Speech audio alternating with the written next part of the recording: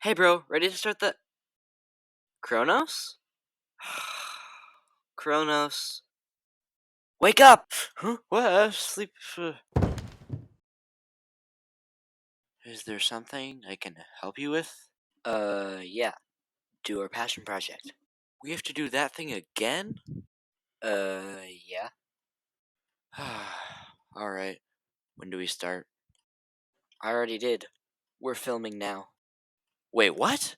Yeah, I already started recording. Anyways, here's your script and the remote for the slides. Wait, recording?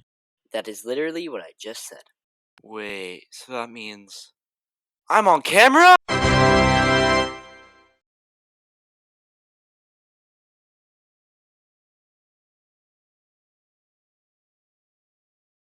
I'm telling you, this is all your fault.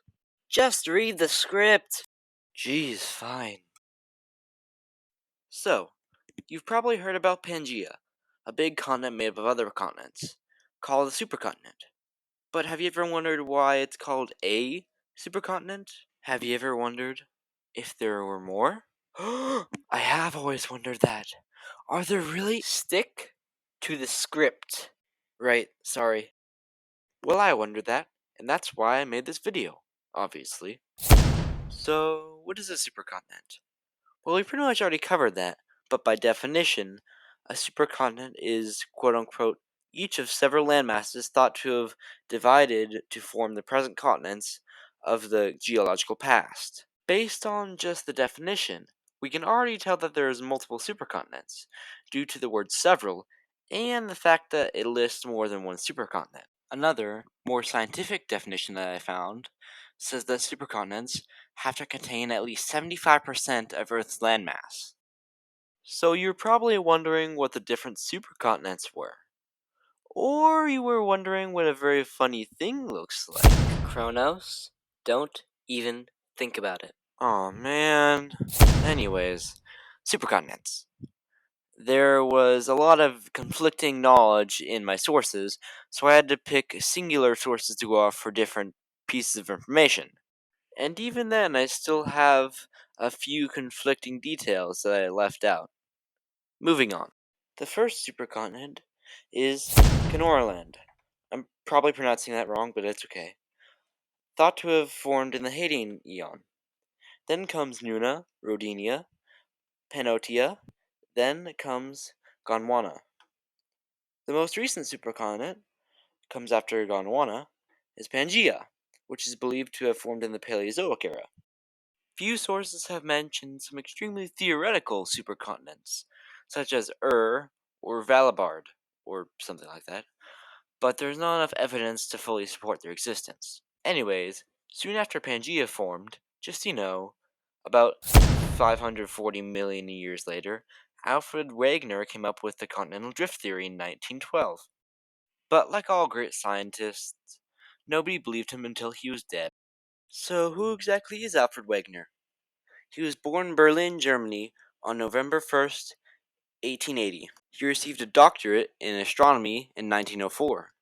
In 1905, he decided to work for the Royal Prussian Aeronautical Observatory, where he would use kites and balloons to research the atmosphere. With his balloon work, he used hot air balloons too. In fact, a year later, him and his brother broke a world record by staying in the air for more than 52 hours via a hot air balloon. Later that year, he was invited to Greenland to go on an expedition that would aid him on his continental drift theory, and a location that he would explore several times. Before tragically dying to a blizzard on one of these expeditions, he had published his continental drift theory book and fought in World War I at some point. So you might be wondering, what kind of evidence did Alfred Wegener have? Well, he had 5 pieces of evidence to support his theory. The first 4 pieces of evidence being geological features lining up. These geological features consisted of mountains, glaciers, cratons, and several fossils. And in case you're wondering, a craton is a large piece of Earth's crust that forms at the nucleus of a continent. His 5th piece of evidence is surprisingly simple. It's that the edge of continents lined up like jigsaw pieces, and this might sound a little bit familiar to you. Interestingly enough, The main reason his theory was dismissed was due to the fact that he failed to think of the mechanics of how the continents moved. Also, no one really knew what the bottom of the ocean looked like. They always assumed that it was just flat. Now I have a question for you. Do you think another supercontinent could form in the future? Can you answer a world-changing question? Well, you're too late. Science already answered. There are three most likely supercontinents to form in the future: Novo-Pangea, Pangea Ultima, and Amasia. In conclusion, there is more than one supercontinent, obviously, but there's more than just that. Supercontinents have influenced a great number of things that brought Earth to the way it is today. When the supercontinents would form or break apart, it would change the climate, and surprisingly the sea level was greatly affected, changing thousands of feet in height. But the main thing that was affected was life on Earth. Just think about it. Different species and ecosystems just chilling on their own continents until suddenly, BAM! These different groups of animals can now migrate and mingle wherever they want. Then the continents split up again, reshuffling the ecosystems and animal communities for a couple million years, until it happens again. I know what you are thinking, that you just can't wait for this horrible presentation to be over. But you know that we can't leave our old pal Alfred Wegener out of the conclusion. While scientists didn't believe him right away, his work led to so many other discoveries.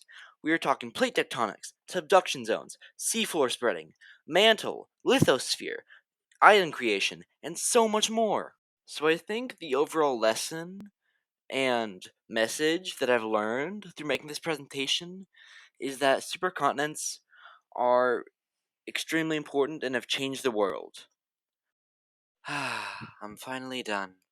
Can I show them the funny thing now? Kronos, I already said no. I would be bummed about that. Except for the fact that. The fact of what? That I have the remote! No!